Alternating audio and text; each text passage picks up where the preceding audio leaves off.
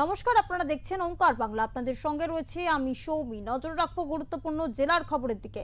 বিগত 10-11 বছরে কোনো নিযুক্তকরণ হয়নি, ফলে কর্মীর অভাবে ভুগছে পঞ্চায়েতগুলি। তাই চলতি বছরে 11,000 কর্মী নিয়োগের প্রক্রিয়া শুরু করতে চলেছে রাজ্যের পঞ্চায়েত দপ্তর। তবে এবার পাবলিক সার্ভিস কমিশন পিএসসির মাধ্যমে পঞ্চায়েত নিয়োগ হবে। সোমবার বিধানসভায় বাজেট অধিবেশনের সভায় থেকে এমনটাই ঘোষণা করলেন পঞ্চায়েত মন্ত্রী দিলীপ ঘোষ। আগামীকাল থেকে 4 দিনের জন্য আমরা প্রশিক্ষণ করছি। দিল্লি থেকে টিম আছে, সেক্রেটারি আসতে চান, মিনিস্টার আসতে চান, শিবরাজজি।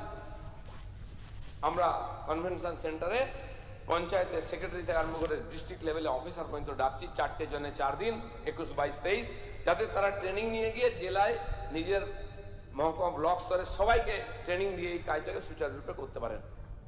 সারা ভারতবর্ষে কাজ শুরু হয়ে গেছে। 70-80%, 90% ব্লকে শুরু হয়ে গেছে, পঞ্চায়েতে শুরু হয়ে গেছে। ওয়েস্ট বেঙ্গলে মাত্র 10-15% শুরু হয়েছে। আমরা যেটা করতে চাইছি, মাননীয় মুখ্যমন্ত্রী ঘোষণা করেছেন 1 লক্ষ কর্মচারী নিযুক্ত হবে। তার মধ্যে 50,000 শিক্ষা বিভাগেই হবে, শিক্ষক কারণ খালি হয়েছে স্কুল, 8,000 স্কুল বন্ধ হতে যাচ্ছে। ঠিক সেরকম পঞ্চায়েতের যে পরিষেবা যদি মানুষকে পৌঁছে দিতে হয়, তাহলে কর্মচারীর দরকার আছে। আমার বিভাগে প্রায় 1 লক্ষ এরকম কর্মচারী আছেন যাদের কোনো হিসাব নেই, তাদের কোনো ভূত নেই, ভবিষ্যৎ নেই। 4 বছরের জন্য কোনো প্রজেক্ট শুরু হয়েছে, সেখানে নিয়ে নেওয়া হয়েছে কয়েক হাজার লোককে, প্রজেক্ট শেষ, ক্লোজ হয়ে গেছে, টাকা আসে না, কিন্তু সেই কর্মচারীরা রয়ে গেছেন, তাদেরকে মুক্ত করা হয়নি। এই করতে করতে বিরাট বোঝা একটা, তাদেরকে বেতন দেওয়ার কোনো সোর্স নেই, তাদের ভূত ভবিষ্যৎ নেই, কবে রিটায়ারমেন্ট, কদিন কাজ করবে কোনো এগ্রিমেন্ট নেই, কিন্তু আছেন।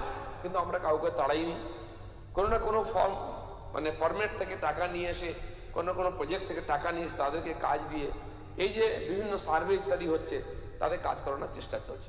আপনারা জানেন একাধিক সার্ভে, একাধিক কাজ একসঙ্গে শুরু হয়ে গেছে, ফলে আমাদের কর্মচারী কম, ফলে কাজে গতি কম হয়ে গেছে। সেটা আমরা নিবেদন করেছি সরকারের কাছে যে 11,000 কর্মচারী নিযুক্ত করতে হবে। এতদিন পর্যন্ত পদ্ধতি ছিল পঞ্চায়েত ডিপার্টমেন্টের নিয়োগ জেলা স্তরেই হতো। জেলা শাসকরা বলছেন আমরা এই ব্যাপারে এক্সপার্ট নই, গন্ডগোল হয়ে যাবে, আলাদা আলাদা হবে, আবার কোশ্চেন লিখা হয়, আমাদের রোগ আছে। সেই জন্য আমরা ঠিক করেছি যে একটা সংশোধনের মাধ্যমে পিএসসিকে আমরা এই পুরো দায়িত্ব দিয়ে দেবো। তারা পরীক্ষা করে সিলেক্ট করে আমাদেরকে দেবেন, ডিএমরা তাদের নিযুক্তি করবেন।